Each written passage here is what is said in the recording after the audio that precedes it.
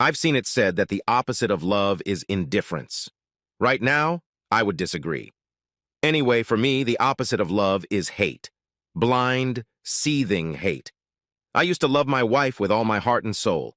I would have done anything for her, even take a bullet. But that's not the case anymore. She ripped my heart out and destroyed my once happy life. And now it was time for me to destroy her. The house was dark as I crept slowly up the stairs, doing my best not to give myself away. Of course, the two traitors in there in what used to be the master bedroom I shared with my wife couldn't hear me anyway because of all the noise they were making. I reached the bedroom door, which was only partially closed, and swung it all the way open with the 12-gauge pump-action shotgun I had with me. There they were, my soon-to-be ex-wife, Alice, and my boss, Jake Harmon. I chambered around and watched as the two bastards stopped and stared at me in surprise. Nothing gets someone's attention like the sound of a cartridge being chambered in a shotgun. Jake got off Alice.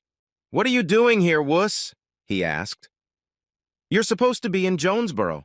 Why are you here? You want to watch a real man have your wife? Is that it? Are you some kind of pervert or something?" Alice giggled at that. "Yeah, baby, he wants to watch a real man make me feel good," she said. Jake laughed and stepped toward me. That's when it all started. I didn't say anything as I shot my load into his crotch, blowing his intimate parts all to hell. He screamed in pain, falling to the floor. Alice's screams merged with his screams in almost perfect harmony. I took aim and fired again, this time blowing the top half of Jake's head off. Alice continued to scream, so I turned my attention to her. The first shot drowned out her screams as it took most of her face off. The next 15 shots left her a bloody mess on the bed. I wasn't done and kept shooting, alternating between Jake and Alice. At one point, I looked down and saw that my feet were almost drowning in a pile of shotgun shell casings. Damn it, I wondered. How many rounds are in this thing? I kept loading and firing round after round into the slime that used to be Jake and Alice. Finally, I stopped, and my rage passed. The room smelled like gunpowder, and I could see smoke hanging in the air in a thick blanket. I looked at the bloody mess in front of me and realized my life was over. As soon as the police arrived, they would probably shoot me to death.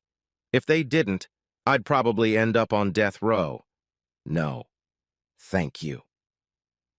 I checked and found I had one more round left. I put the muzzle of the shotgun to my chin, then leaned over and pulled the trigger with my right hand. I sat up on my bed, my body wet with sweat. At first, I didn't recognize my surroundings. Then it came to me. I was staying for 24 hours at a hotel in Jonesboro, Arkansas, and had been there since Sunday. It was early Thursday morning. I was here to take care of updating the client base at Jake's direction. The job was finished on Wednesday, and I did my paperwork before I went to bed. I planned to return by car after checking out of the hotel after sunrise. As my mind cleared from the remnants of the nightmare, I took a breath and looked at my watch. It was only 3:30 in the morning. Shit, I thought to myself. I'll never be able to sleep again. I got out of bed and washed my face, then made a cup of coffee. I turned on the TV and tried to calm myself down. This wasn't the first time I'd experienced this nightmare, and something told me it wouldn't be the last. It had been like this almost every night for the past week, ever since I'd first learned of Alice's betrayal. Each nightmare was very similar, with the only difference being my favorite weapon. I remember once dreaming that I was holding a minigun and riddling their bodies with thousands of rounds of ammunition. In another dream, I was actually carrying a rocket-propelled grenade and blasted them, along with their bedroom, into oblivion. Then there was a dream in which I actually used a nuclear device and destroyed half the county along with 2 traitors. Mind you, I'm not normally prone to violence, and although I spent 4 years in the Marine Corps, I've never once fired a weapon in anger. Sure, I own a few guns, including a 12-gauge shotgun. Heck, everyone in these parts has a gun or two. But I've never once considered using any of them against another human being. That is, until recently. Why the change, you may ask? Let me tell you. My name is Thomas Jefferson Langley. My parents had a weakness for history, so I was born with that name. My sister and only sibling was named after Betsy Ross, seriously. I joined the Marines right out of high school and became a nuclear, biological, and chemical defense specialist. With the exception of a one-year tour in Okinawa, Japan, I spent my time in the States, mostly working as an instructor. For the last 6 months of my deployment, I was one of the guys who ran the gas chamber on the base where I served. I realized early on in my military service that a person with my skills was pretty much useless in the civilian world, so I went to school and got a degree in networking and business. It took 3 years to get a 2-year degree, so I quit at the end of my 4-year term and went back to school using my benefits. When I graduated, I went to work as an account representative for Empire Tech Solutions, a nationwide IT company headquartered in my hometown in Missouri. I met Alice when I was doing a survey for the local newspaper. She worked as an editor and was one of the people who decided which photos would work best for their articles. We chatted, dated, fell in love, and eventually married. That was 5 years ago. The next 4.5 years were good. Alice and I got along pretty well, and we enjoyed spending time together whenever we could. We made love several times a week and started talking about having kids. We made some pretty decent money, so we bought an old 4-bedroom farmhouse outside of town, spread out on 1.5 acres of land. It took a bit of work, but we both loved it. She liked the fact that it was a bit rustic, and I liked the detached workshop on the property. We both also liked the fact that the master bedroom had its own gas fireplace, and there was plenty of room for the kids. And then the world went into tatters, at least for me. My boss, Bill Michaels, retired, and the company started looking for his replacement. I thought this would be a great opportunity for me, so I applied for the job. I didn't realize it, but John Carlson, the man in charge of the company's service operations nationwide, told me that I had been seriously considered, but the board had chosen someone else, Jake Harmon. I looked Harmon up on the company's intranet and found that he was being transferred here from Boston, where he had worked as a senior account representative in the Northeast region of the country. He had a little more seniority than me, but not that much. His uncle also happened to be a high-ranking member of the board of directors. Naturally, he got the job. I studied the picture of his face and immediately took a dislike to him. There was something about his crooked smile that just screamed trouble. He came aboard and made the rounds. The women in the office reached for him like moths to a flame.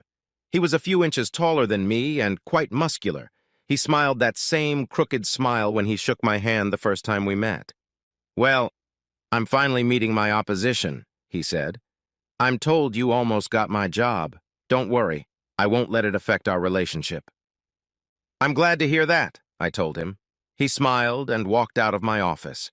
Something about him was really pissing me off, but I wasn't entirely sure what it was.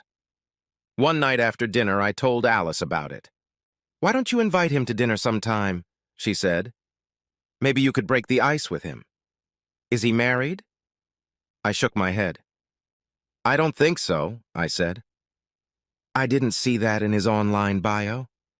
"Maybe he's just a little lonely," she said. "A lonely guy in a new city surrounded by unfamiliar faces. He must be having a hard time adjusting, especially after living in Boston." "Maybe you're right," I said. The next day, I invited him to dinner, and he readily accepted. "And feel free to bring your family if you want," I told him. "I don't have a family," he said. "It's just me, but I'd love to have dinner with you and your wife. Thank you for the invitation. Can I get you anything?" "Just your appetite," I said. "All right," he said. "I'll be there."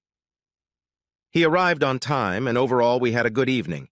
We got to know each other a little, and I thought we had developed a kind of rapport. Alice had done her best, cooking a stew with potatoes and vegetables. She even put some in a plastic container for him to take home. "He doesn't seem like such a bad guy," Alice said after he left. "You two seem to get along well." "Yeah, I guess so," I said. Still, in the back of my mind, I had my doubts. "By the way, that was a wonderful pot roast. Let me help you with the dishes, and then I'll thank you properly upstairs," I added, slapping her on the ass. She giggled, then gargled into the dining room to start clearing the table. The next day at work, Jake stopped by my office. "I just wanted to thank you for dinner last night," he said. "It was a fantastic stew your wife made." "You're welcome," I said. "Yes, Alice is a very good cook." He smiled and nodded his head. I couldn't help but wonder what else he was thinking about. "Look, Tom, I need you to start getting out of town more often," he said. "I know my predecessor limited your time out of town, but I'm concerned that we might run into some business lapses if we don't get a little more aggressive." "What are we talking about?" I asked. He was right. Bill made sure I didn't take more than one trip at most every 2 weeks, worried about how it would affect my family life. That was one of the things I really appreciated about him. "I'm thinking maybe 1 trip a week," Jake said. "I know it can be hard with Alice, but I'll make sure you're well compensated for your time away from home." "When will that start?" I asked. "Next week," he said. That wasn't much time, considering it was already Friday. "In fact, I'd like you to go to St. Louis on Monday. Peters and Listrom are discussing updating some of their servers in preparation for tax season, and I'd like you to assess the situation and make some recommendations. This is usually done remotely, but I'd like you to be a little more hands-on." Peters and Listrom was an accounting firm we've worked with for years, and that was the first I heard of the update. "Okay," I said. "What kind of timeline are we talking about here? It won't take me more than a few hours at most." "You're forgetting that they have branches all over the city," Jake said. "You'd have to visit them all." Shit, I thought. It could take 2 or 3 days, maybe even 4. "Okay," I said. "I'll let Alice know. She won't be happy." "I think she'll get over it when she sees your paycheck," Jake said before he left my office. Alice wasn't happy that I would be gone potentially 4 days the following week, but I took her out to dinner and dancing that night, and we spent most of the weekend in bed. "Call me when you get settled, and I'll look forward to calling you every day," she said as I stowed my stuff in the car. Fortunately, St. Louis was close enough that I could get there by car. "And you better be on your best behavior." "Aren't I always like this?" I asked before kissing her. I called her cell phone as I settled into my suite in St. Louis and later that night after my first client meeting. I called her home phone every night, and we enjoyed nice, long conversations that always ended on a happy note. As it turned out, I was done with the client early Thursday morning, so I drove home, planning to surprise my wife. We had a wonderful reunion, and I thought everything was going to be fine. The next couple weeks didn't go too badly. I ended up only being away for 1 night during those weeks. After that, things started to change. The trips got longer and longer, and for the next 4 weeks I was gone 4 days, and 1 trip lasted a full 5 days. Jake was true to his word, and I did see a significant increase in my paycheck, but it barely made up for the time away from Alice. At first, Alice seemed to be able to cope with the time away, but I could tell that it started to take its toll on her after the 4th week. After I got home that week, I thought I caught a whiff of cigarettes. Both Alice and I smoked when we first met. After we got married, we decided together to kick the habit. It was hard at first, but eventually we got through it. We had been smoke-free for about 2 years when it all started. I asked Alice if she had smoked while I was away. "Yes," she said. "I'm sorry, it's just so hard when you're not here." "I understand," I told her. "You realize I don't have a choice. Jake is the one who sends me everywhere." "I understand," she said. "I just don't like it, that's all. I wish you were home more often." "I think so too," I said. "Maybe I'll talk to Jake and see if he'll calm down a little." I did talk to Jake about it, but he interrupted me and said it was part of the job. "If I don't like it," he said, "I can find another job." As someone from a good company who needs to pay the bills, I accepted it and kept working, but still brushed through some things. About a week later, I had just gotten home from a trip and was getting ready to go to bed when Alice asked me to turn on the fireplace. We both liked it on when we made love, so I went to turn it on. That's when I noticed that the pilot light was out. I wondered what could have caused this to happen, and I couldn't get it to light up. So I shut off the gas supply to the unit and made a mental note to call a technician. Because of my schedule, it was a couple weeks before I could get someone in to take a look at it. After running the diagnostics, the technician looked at me and shook his head. "I'm sorry, Mr. Langley," he said, "but that regulator is defective. It's probably been in there for at least 60 years. "Can you replace it?" I asked. He shook his head. "I'm afraid not," he said. "They stopped making them about 30 years ago. Frankly, I'm surprised it's lasted this long without causing problems. Do you realize there could have been a hell of an explosion up here?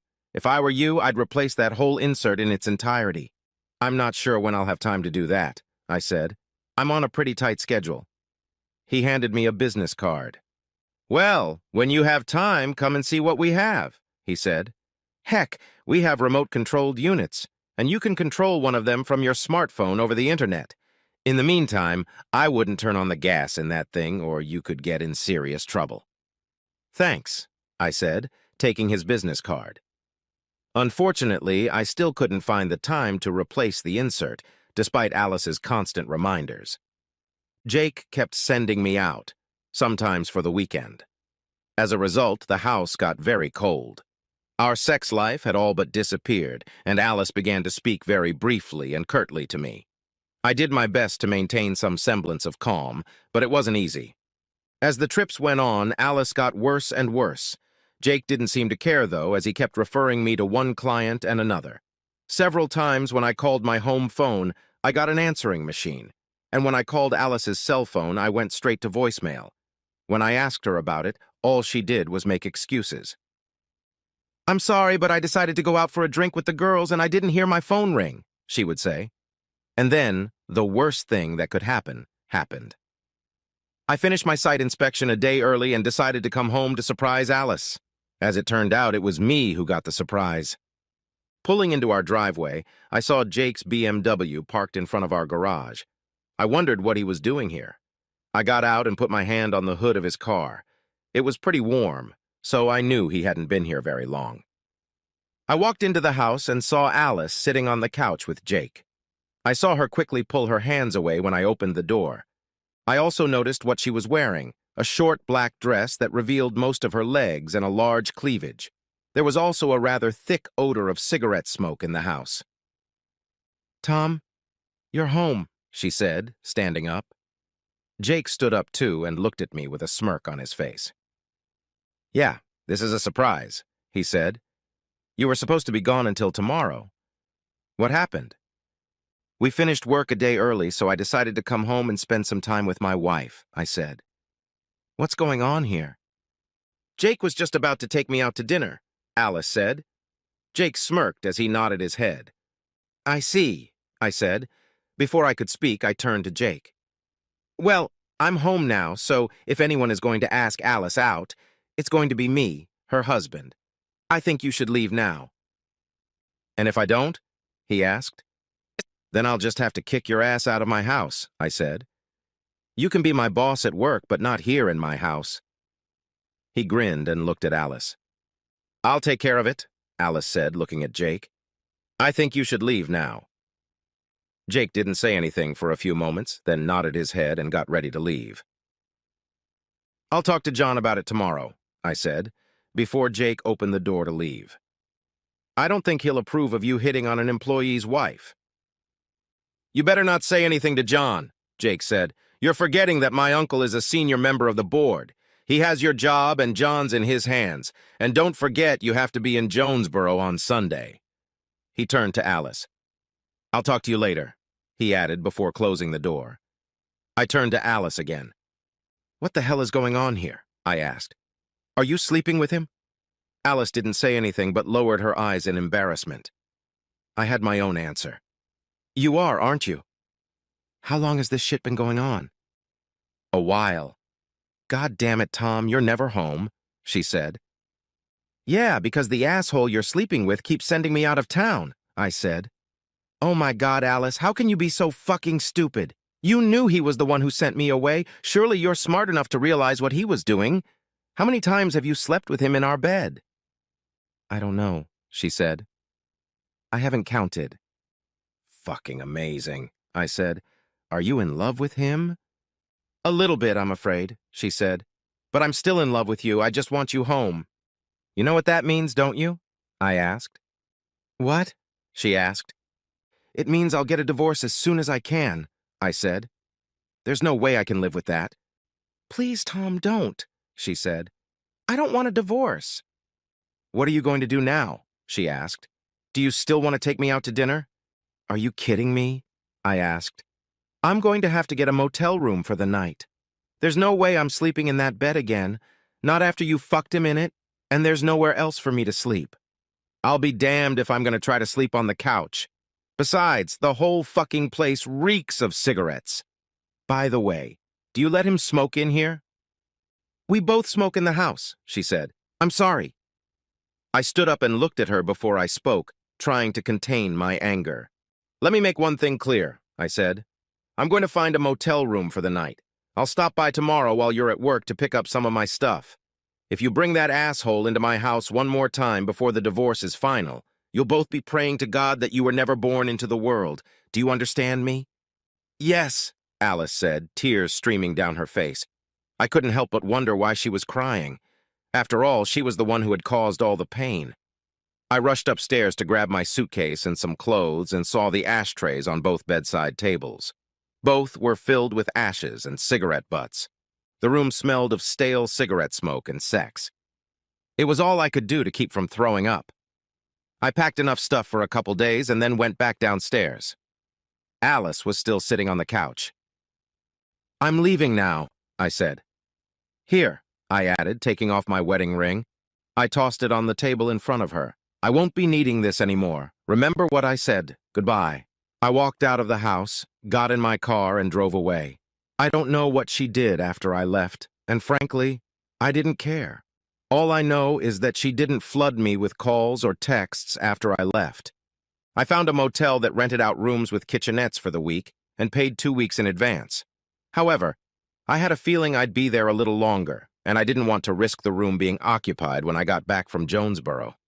I made myself comfortable, and it was that night that the nightmares started.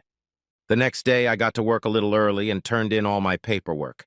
Intentionally avoiding Jake, I went to see John Carlson, who was next in my chain of command. Tom, you're here early, he said. How did it go? It went well, John, I said. I've already turned in my paperwork. Look, I have a personal problem I need to deal with before I leave for Jonesboro, and I was wondering if I could take the rest of the day off. Have you talked to Jake yet? He asked. Well, Jake is part of my problem, I said. He looked at me in surprise. Oh? He asked. Do you want to tell me about it? I spent the next few minutes telling him about what had happened the previous night and what Alice had told me. I need to get some more of my things and go to the divorce lawyer today, I said. That's why I came to you instead of going to Jake's. I see, John said. Good. Go and do what you need to do. I'll take care of Jake. And listen, if you need to talk to anyone, feel free to call me anytime. I thanked him and walked out of the building. Luckily, I was able to avoid seeing Jake. I went into a cafe and had a quick breakfast while searching online for a divorce lawyer on my smartphone. I found one and made an appointment for the same day. After finishing breakfast, I looked at the time and figured Alice had already left for work, so I headed towards what used to be our house. Her car was nowhere to be seen, so I parked and went inside. The room still smelled like cigarettes, but not as strong as last night. I went upstairs and grabbed some more of my stuff and carried it to my car. I grabbed some garbage bags, filled as many as I could carry, and put them in my car as well. I figured out that I would need a place to store all of this junk and made a mental note to rent one later that day. I went into my workshop and took inventory of everything I had in there. Naturally, I couldn't hide it all in my car, and I knew I'd have to go back for it. Then I found something I had forgotten about, a small round container with about 10 old CS training pills, the kind I used in the gas chamber. For those who don't know, CS, or 2-chlorobenzylidine malononitrile, is one of the most commonly used tear gases by police and military. Technically, it's not really a gas like hydrogen or oxygen. It's more like tiny particles that get into literally everything. Clothes, hair, eyes, whatever. We use these pills to simulate a chemical attack when we did gas chamber training, and it's extremely effective. When I was in the service, we used to take 1 or 2 of these pills and put them on a metal plate.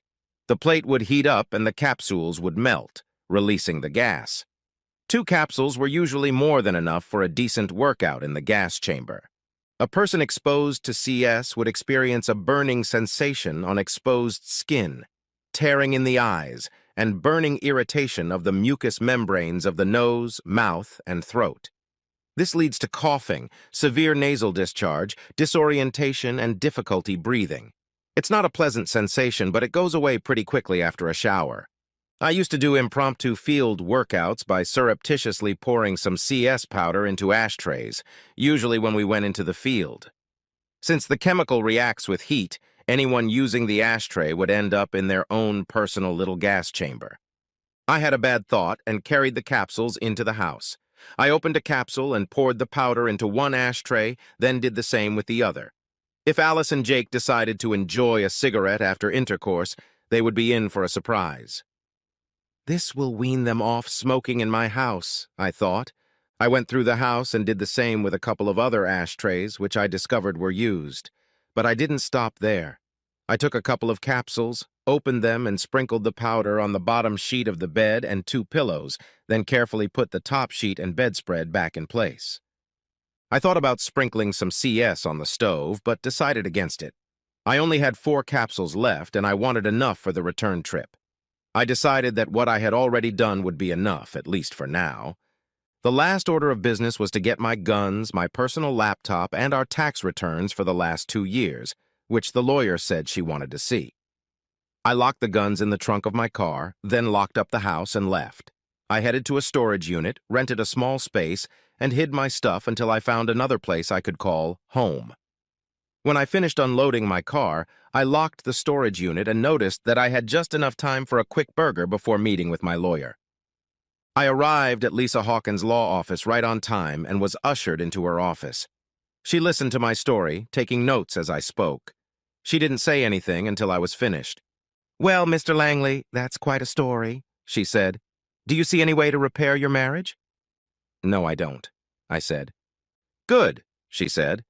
"Well, for starters, Missouri is a limited no-fault state, but you can invoke her betrayal because it might affect the distribution of marital property. You don't have any children, so there won't be any child support issues.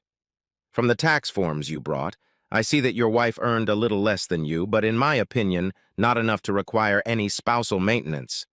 What about the house? Do you want to keep it?" "No," I told her. "I can't live there anymore. She can keep it if she wants to." "Or you could sell it and split the proceeds, but I doubt you have very much equity in the place," she said. "I might suggest you sell it and see what she says in her reply."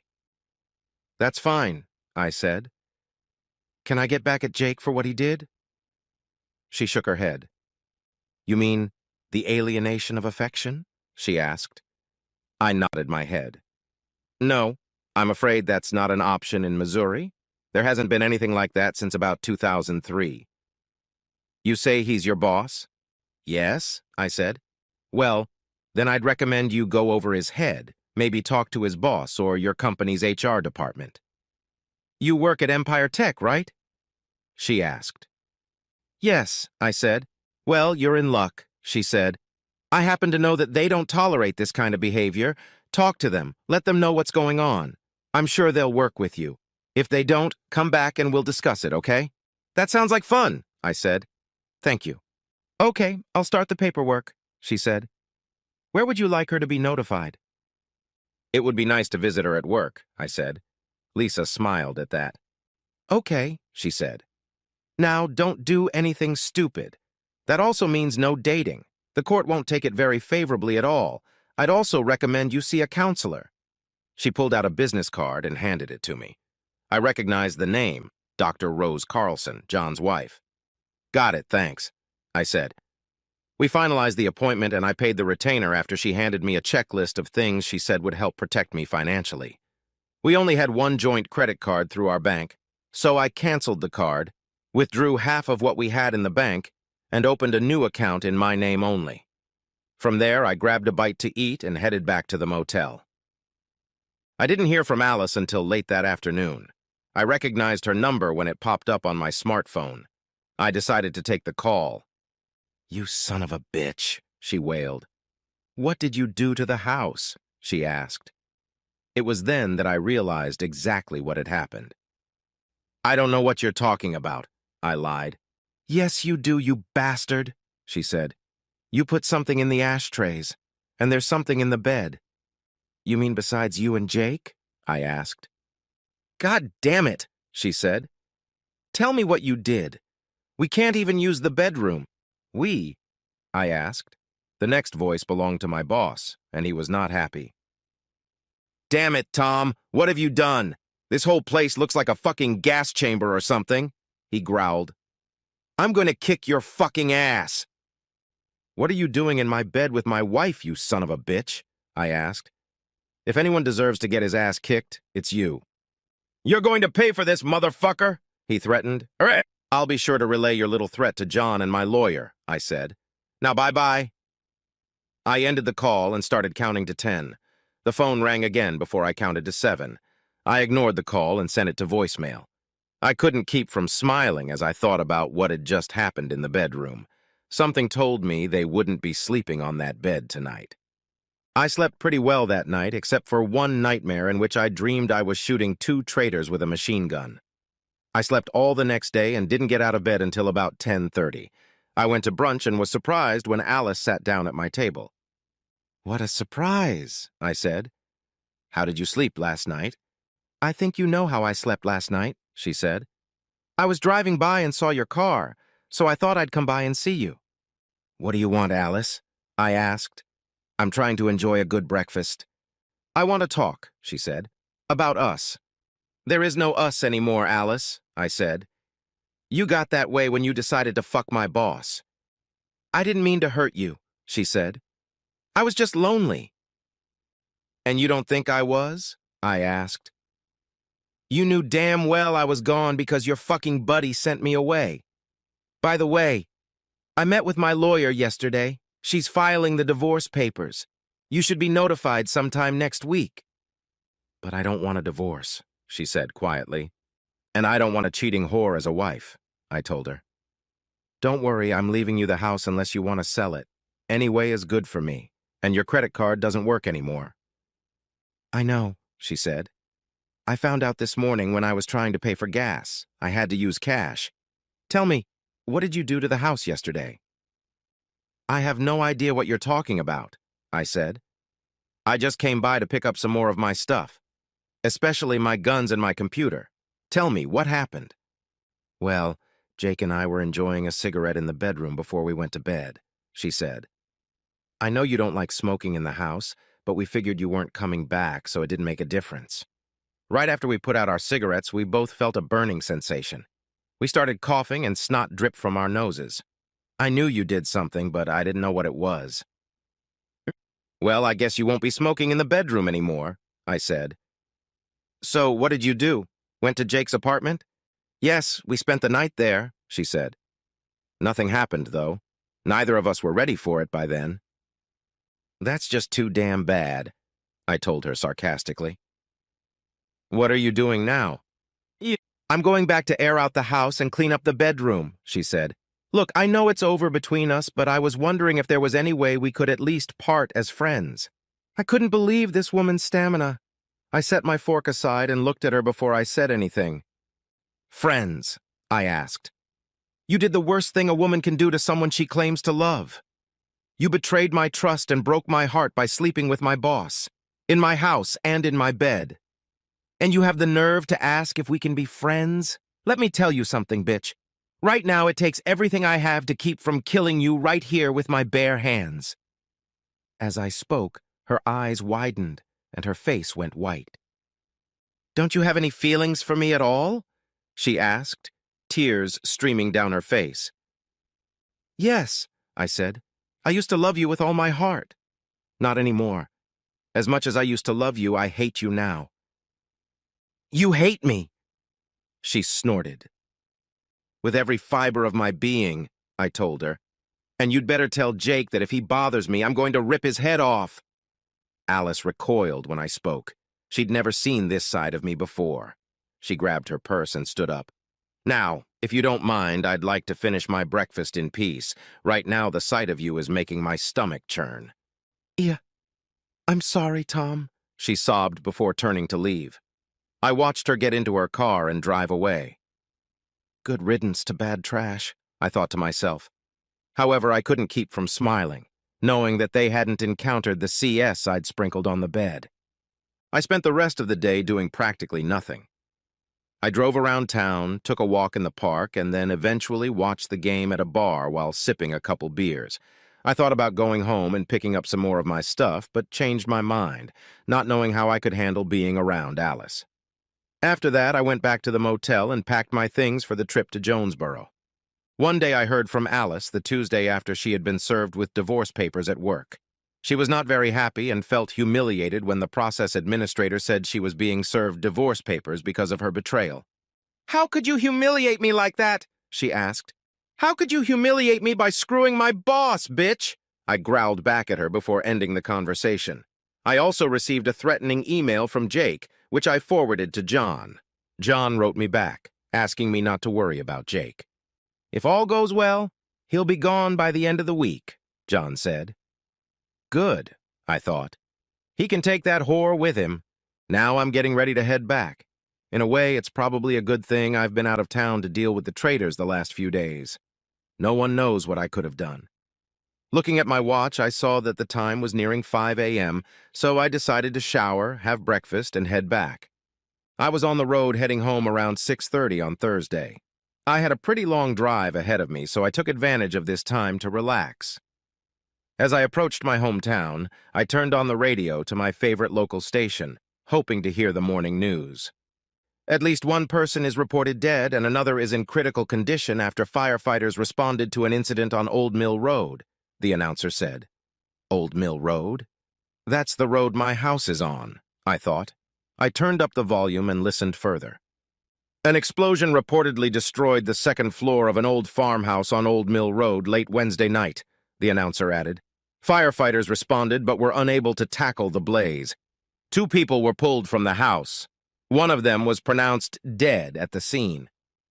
It is unknown what started the fire. I had a bad feeling about it and decided to stop by the house just in case. When I got there, I was shocked by what I saw. The house was completely destroyed. All that was left was a smoking ruin and a brick fireplace. I saw 2 cars outside the workshop. One belonged to Alice and the other to Jake. The workshop where all my tools were located seemed untouched. I pulled into the driveway and was stopped by a couple of firemen. "I'm sorry, sir, but you're going to have to leave," one of them told me. I pulled out my license and showed them my license. "This is my house," I said. "I've been in Jonesboro since Sunday. What happened?" "Someone reported an explosion late last night," said the fireman. "We got crews here as fast as we could, but it was too late." "I heard on the radio that 2 people were pulled out," I said. "My wife was here last night. What happened to her?" "Yes, sir," said the fireman. The woman was pulled out of the house. She was pretty badly injured and was taken to the burn center of the city hospital. I don't know who she was, and I haven't received any news of her condition." "And the other man?" I asked. The firefighter looked down before shaking his head. "I'm sorry, sir, but he didn't make it," the fireman said. I nodded my head. "What was the cause of this?" I asked, pointing to the remains of the house. The fireman looked at the pile of charred rubble and shook his head. "I'm not sure yet," he said.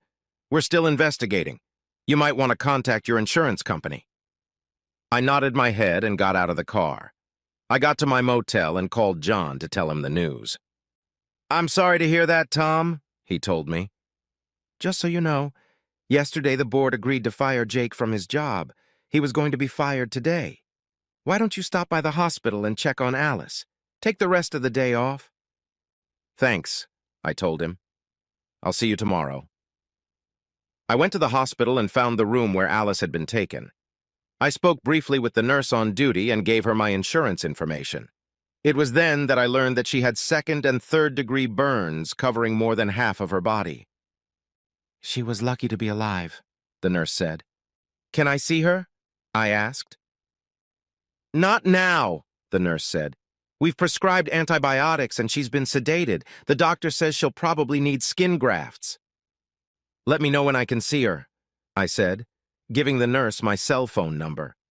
I went back to my room and cried. Don't ask me why. Maybe it was grief over the years I spent with Alice, but I don't know. What I do know is that most of the hatred I had for her is now gone. Before she slept with Jake, she was the love of my life. I went online and filed a claim with my insurance company. According to the website, I would be informed of their intentions within 30 days. That night, I fell asleep for the first time without reliving my nightmare. Over the next few days, I confirmed that Jake had died in the explosion. John also informed me that Jake's job was now mine if I wanted it. What the hell? I thought. I figured I might as well take it since it would mean more money and not as much travel. I spent a couple days looking for a decent apartment and found one. I moved my stuff in, set up the apartment, and spent the weekend picking up tools from the old workshop. While I was there, I wandered around the ruins of our house looking for anything that could be salvaged. Unfortunately, I didn't find anything useful. A few days later, I got a call from the hospital saying I could see and talk to Alice. I entered her room and looked at her. Most of her body was covered in bandages. I walked to the edge of her bed and looked down at her. She looked up at me with one eye, and I saw tears streaming down her face. "Can you talk?" I asked. She nodded her head slightly, and with just one lip, she said, "Yes." "What happened?" "We went out Wednesday night," she said. "When we got back, I asked Jake to light the fireplace in the bedroom. He lit it on Monday, and we used it for 2 nights without any problems." "What?" I asked, stunned.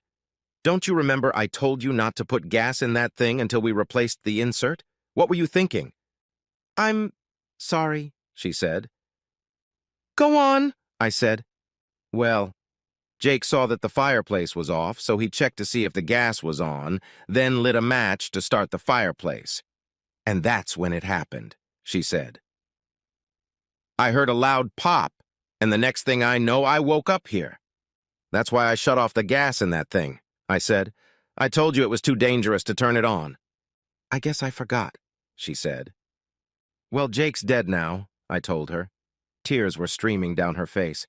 "And the house is completely destroyed, just like our marriage." "I really messed up, didn't I?" she asked.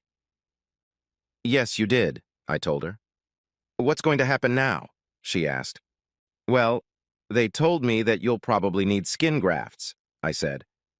"It's going to be very expensive. I don't know if your insurance will cover that." "What about us?" she asked.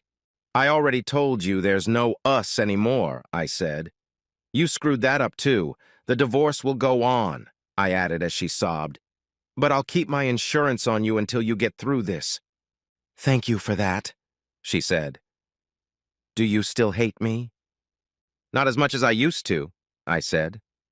"But I still don't like you very much." "I understand, Tom," she said. "Anyway, I'll leave you alone for now," I said. "I just hope you've learned your lesson." "What's that?" she asked. "If you play with fire, you'll get burned," I said before leaving the room. Epilogue. Much to my surprise, the insurance company stood up for me, and I received a check for the damage to the house. After the mortgage was paid off, there wasn't much left, and I had no intention of remodeling, so I talked to Alice and we agreed to sell the property and split the proceeds. She stayed in the hospital for quite a while. The newspaper put her on an extended paid vacation while she recovered. The divorce went through just as my attorney said it would, and after 60 days, I was a free man. In the meantime, I started seeing Rose, and she was doing a great job helping me with my anger issues. I kept my word to Alice and kept her on my insurance until she was well enough to get around on her own. The doctors did a wonderful job on her, and the skin grafts seemed to take root just fine. She was no longer as beautiful as she had been when we got married, but she still looked pretty good despite her scars. As a final gesture, I helped her get settled into her new apartment. I handed her the keys to the apartment after the furniture was moved in. "I hope you like it," I said. "I made sure to pick one that didn't have a fireplace." She laughed, taking the keys. "Thank you, Tom," she said, and tears came to her eyes. "I appreciate it. You're a good man, Tom, and you deserve a good woman. I'm sorry I ruined things for us." I nodded my head. "Yeah, well, I guess that's the way it is," I told her, giving her one last hug. "You take care of yourself." "I will," she said before I walked out. What now? I asked myself. I pulled out my phone and looked through my contacts. I couldn't believe that so many women had given me their phone numbers over the past few months. I found the right number and called. "Hi," I heard a woman's voice. Yes, this is Tom, I said. Are you busy tonight? I was busy until you called, Nancy said. I met Nancy a couple weeks ago at a club in town. She had dark blue eyes and legs that weren't going anywhere. Would you like some more of my lasagna? She asked. You know it, I said. Well, come on over, she said. I'll heat it up for you. I'm on my way, I said, ending the conversation. Yeah, sometimes playing with a little fire is just what the doctor ordered.